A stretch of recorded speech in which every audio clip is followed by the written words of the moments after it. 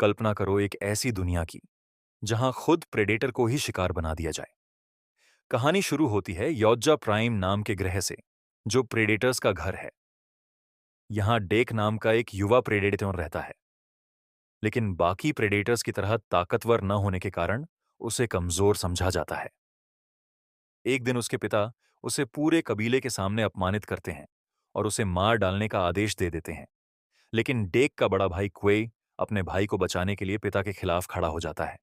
क्वे डेक को एक स्पेसशिप में बैठाकर जेना नाम के खतरनाक ग्रह पर भेज देता है। यह ऐसा ग्रह है जहां हर चीज मौत से भी ज्यादा खतरनाक है। वहीं क्वे अपने पिता के हाथों मारा जाता है। जेना पर पहुंचते ही डेक पर विशाल और डरावने जीव हमला कर देते हैं।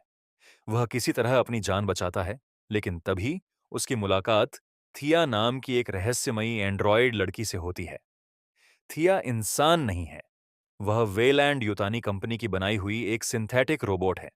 उसका शरीर बुरी तरह टूट चुका है, लेकिन उसके पास इस ग्रह की पूरी जानकारी है। अब डेक और थिया साथ मिलकर उस जीव की तलाश शुरू करते हैं जिससे पूरा प्रेडेटर समाज डरता है।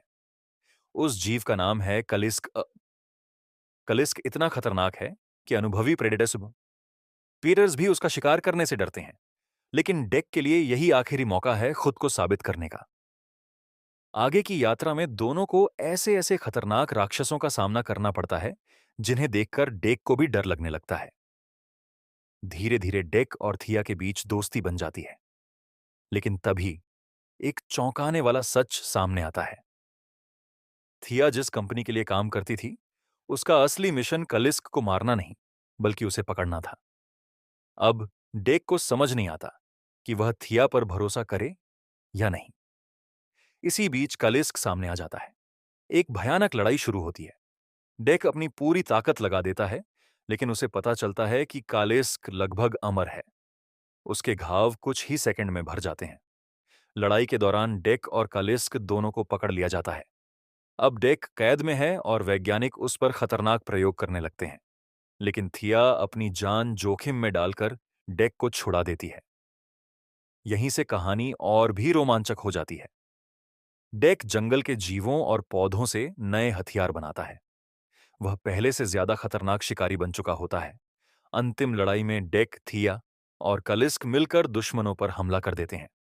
पूरा बेस तबाह होने लगता है।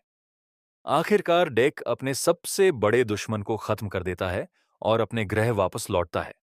वहां पहुंचकर वह अपने पिता को चुनौती देता है। इस बार डेक पहले वाला कमजोर प्रेडेटर नहीं होता। एक जबरदस्त मुकाबले के बाद वह अपने पिता को हरा देता है और अपनी इज्जत वापस हासिल कर लेता है।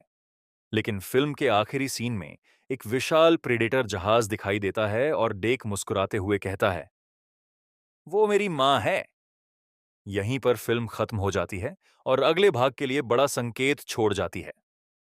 अगर आपको प्रीडेटर बैडलैंड्स की यह कहानी पसंद आई हो तो वीडियो को लाइक करें, चैनल को सब्सक्राइब करें और कमेंट में बताइए कि आप अगली कौन सी फिल्म की कहानी सुनना चाहते हैं।